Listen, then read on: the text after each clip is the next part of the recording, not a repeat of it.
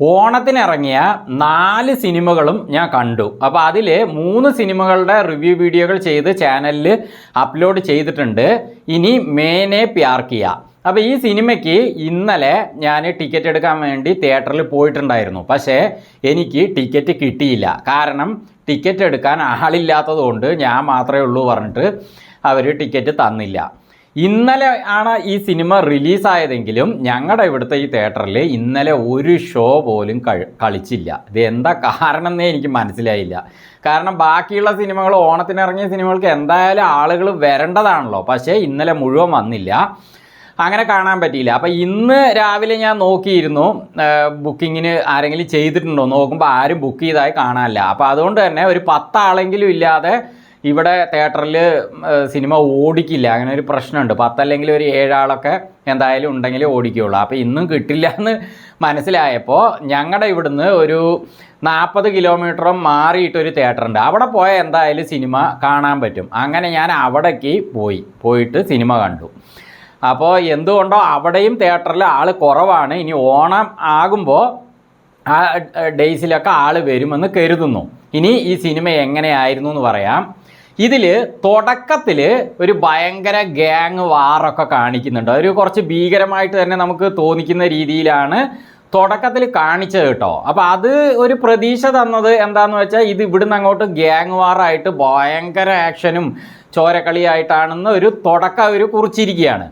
അപ്പോൾ അങ്ങനെ ആയിരുന്നു പ്രതീക്ഷിച്ചു. പക്ഷേ പിന്നെ ഉണ്ടായത് അടുത്തതായിട്ട് ഒരു പ്രണയമാണ്. പ്രണയം എന്ന് പറഞ്ഞാൽ ഹൃദു ഹാരൂൻ്റെ പഴയ സിനിമകളിലൊക്കെ കാമുകിയുടെ പുറകെ നടന്ന് കാമുകൻ പ്രണയിക്കുമല്ലോ, വിടാതെ പിന്തുടർന്നുള്ള പ്രണയം.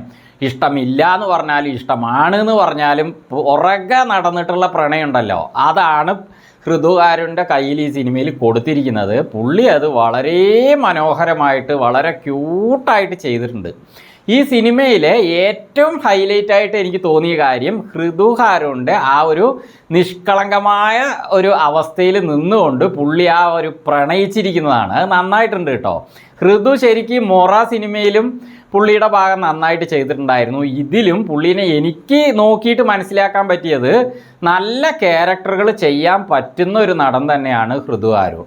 പുള്ളി ഇതിൽ ആ പ്രണയം എങ്ങനെ പുള്ളിയെ കൊണ്ട് ആ ഒരു പ്രണയിക്കുന്ന ഒരു കാമുകൻ എന്തൊക്കെ അവസ്ഥയിലൂടെ കടന്നു പോകും, അതൊക്കെ വളരെ മനോഹരമായിട്ട് പുള്ളി കാണിച്ചിട്ടുണ്ട്. ഉറക്കമില്ലായ്മയും അതേപോലെ എങ്ങനെ പോയി പ്രണയം പ്രപ്പോസ് ചെയ്യണം, അങ്ങനത്തെ കുറേ സംഭവങ്ങൾ പുള്ളി വളരെ നന്നായിട്ട് ചെയ്തിട്ടുണ്ട്. അങ്ങനെ പ്രണയം അങ്ങനെ പോയിട്ട് ആ പ്രണയത്തിൻ്റെ ആ ഒരു സമയം ഒരു പരിധി കഴിഞ്ഞപ്പോൾ കഴിഞ്ഞു. അത് കഴിഞ്ഞിട്ട് സിനിമ പിന്നെ എന്താ സംഭവിച്ചതെന്നറിയില്ല. ഈ സിനിമയുടെ ഡയറക്ടർ അതേപോലെ കഥ എഴുതിയിരിക്കുന്നത് ഫൈസൽ ഫസലുദ്ദീനാണ്.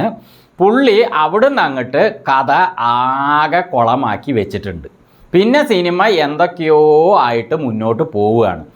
അപ്പോൾ ഇതിൽ പിന്നീട് ആ ഫസ്റ്റ് കാണിച്ചതിൻ്റെ ഗ്യാങ് വാറൊക്കെ അവിടെ നിന്ന് പോയല്ലോ എന്ന് നമുക്ക് തോന്നിയാൽ അത് പിന്നീട് സിനിമയിൽ വീണ്ടും വരുന്നുണ്ട്. പക്ഷേ അതിനും ഈ പ്രണയത്തിനും യാതൊരു ബന്ധവും ഇല്ലാതെയാണ് അവിടുന്ന് അങ്ങോട്ട് പോകുന്നത്. എന്തെങ്കിലും ഒരു ലിങ്ക് വേണ്ടേ, വെറുതെ ആവശ്യമില്ലാതെ ഒരു ലിങ്കിനെ വലിച്ചു കയറ്റിയിട്ടിട്ട് എന്നാൽ അത് സുഖമായിട്ടുണ്ടോ എന്ന് കരുതിയാൽ അതുമില്ല. അങ്ങനെ പോയിട്ട് പിന്നെ കുറേ ഭയങ്കര റൗഡികളൊക്കെ വന്നിട്ട് അടിപിടി നടക്കുന്നു. അതിൻ്റെ ഇടയിൽ കൂടെ നമ്മളെ നായകനും അതുപോലെ സഹനടന്മാർ ഇവരൊക്കെ അടിപിടി, അങ്ങനെയൊക്കെ സിനിമ പോയാലും നമുക്കത് എവിടെയും ഒരു കണക്ഷൻ കിട്ടുന്നില്ല. ആ പ്രണയം അങ്ങനെ കൊണ്ടുപോയിട്ട് അത്ര മനോഹരമായിട്ട് ആ പയ്യൻ ചെയ്തു വെച്ചിട്ടുണ്ട് ഹൃദു. അതേപോലെ ഹീറോയിനും തന്നെ അവന് പറ്റിയ ലെവലിലാണ് ഹീറോയിനുള്ളത്, മനോഹരമായിട്ട് അവിടെ പോയി നിൽക്കുന്നുണ്ട്. പിന്നെ എന്ത് പറ്റി, അവിടുന്ന് അങ്ങോട്ട് അതിനെ ഒരു തീവ്രതയിൽ എത്തിക്കണ്ടേ.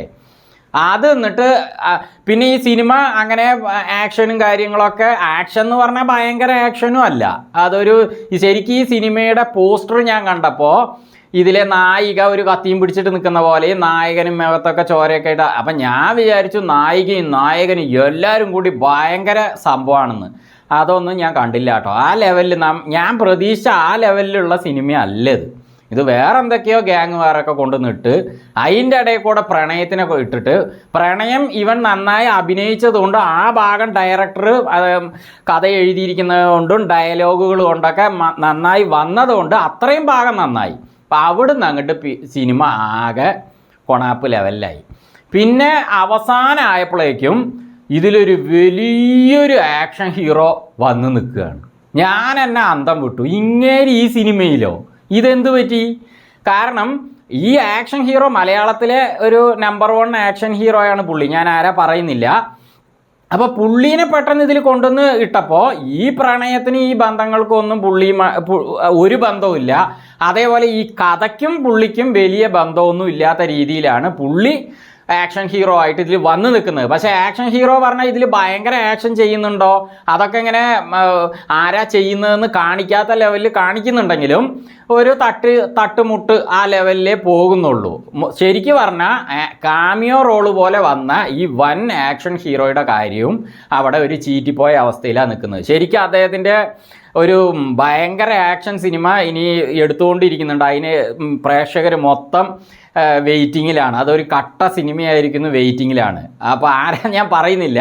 പക്ഷെ ഞാൻ അന്തം വിട്ടു കേട്ടോ. ഇങ്ങേര് എന്തിനാ ഈ സിനിമയിൽ വന്നതെന്നാണ് ഞാൻ ചിന്തിക്കുന്നത്. എങ്ങനെ പുള്ളി ഈ സിനിമയിലേക്ക് കഥയൊക്കെ പറഞ്ഞപ്പോൾ അക്സെപ്റ്റ് ചെയ്തു എന്നാണ് ഞാൻ ചിന്തിക്കുന്നത്. കാരണം അത്ര വലിയ റോളോ അതൊന്നുമല്ല. ഒന്ന് മുഴുനീള കഥാപാത്രമായി കൊടുക്കണം, അല്ലെങ്കിൽ ഈ ആക്ഷൻ ഹീറോ അവിടെ വരുമ്പോൾ അങ്ങേർക്ക് ഭയങ്കര ഹൈപ്പ് കൊടുത്തിട്ട് ഉള്ള കാര്യങ്ങൾ വേണം. അതിനിവർ ശ്രമിച്ചിട്ടുണ്ട്. പക്ഷേ ഞാൻ കണ്ടിട്ട് ഇവർ ശ്രമിച്ചത് എനിക്ക് ഇപ്പോൾ പ്രേക്ഷകൻ എന്ന നിലയ്ക്ക് നോക്കുമ്പോൾ അത് നല്ല രീതിയിൽ വന്നിട്ടില്ല. അങ്ങേരുടെ ആ ഒരു ലെവലിനുള്ള സംഭവമല്ല ഈ സിനിമയിൽ എനിക്ക് മനസ്സിലായത്. അങ്ങനെ ആകണമെങ്കിൽ പുള്ളി ഭയങ്കര ആക്ഷനൊക്കെ ഇതിൽ ചെയ്ത് കാണിക്കണമായിരുന്നു, വെറുതെ തട്ടുമുട്ടിൽ നിൽക്കാൻ പാടില്ലായിരുന്നു. അപ്പോൾ അങ്ങനെ സിനിമ ചുരുക്കി പറഞ്ഞാൽ ഈ സിനിമയിൽ ഗ്യാങ് വാർ കാണിച്ചു, പ്രണയം കാണിച്ചു, പക്ഷേ എവിടെയും എത്താതെ സിനിമ അവസാനിക്കുകയാണ്. ഇതെന്താ ഇത്? ഒരു കഥ എഴുതുമ്പോൾ ആ കഥയിൽ അങ്ങനെ പോയി കഴിഞ്ഞാൽ അത് പൂർത്തിയാക്കണ്ടേ?